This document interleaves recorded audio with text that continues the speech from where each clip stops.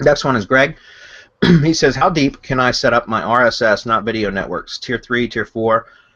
My Tier 2 is well themed and all running independent RSS feeds, slow drip, or would it be better, let's see, or would it be better just to juice the Tier 2 networks? Also about interlinking between networks if they are the same people, where person would be on separate Tier 2 network and the company on Tier 1. Muchas Gracias. I don't understand the second part of the question about interlinking.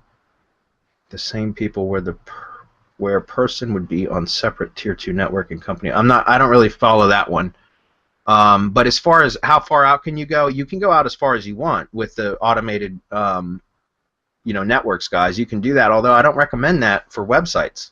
For YouTube, fine.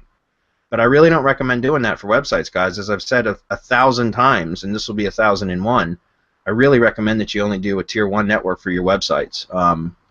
I mean, you can. Look, Greg, if you're doing everything like you just mentioned, you've got it well themed and running independent RSS feeds, then that's great. That's perfect. I still wouldn't go beyond Tier 2 though, myself personally, because it's just so complicated if you start going out to Tier 3 and Tier 4, and there's so many different parts that can break down that the maintenance required to keep that running smoothly, to me, is just there's a what do they call it? The law of diminishing returns, right?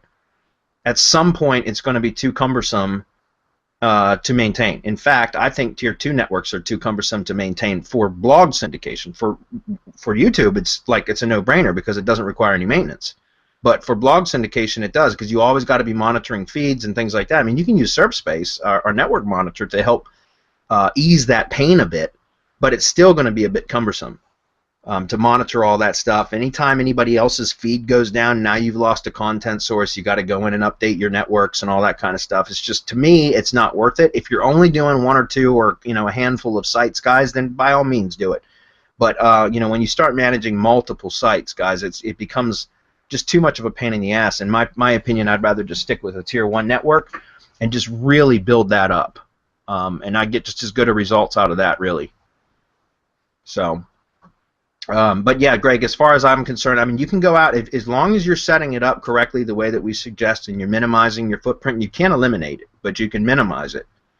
Then you can go out as far as you want. But I really don't. I think your time is better spent somewhere else, though, really. So. And as far as the interlinking, if you're on the webinar now, Greg, if you want to post a little bit more clarification about the second part, I'd be happy to answer that. I'm not real clear on what you're asking here.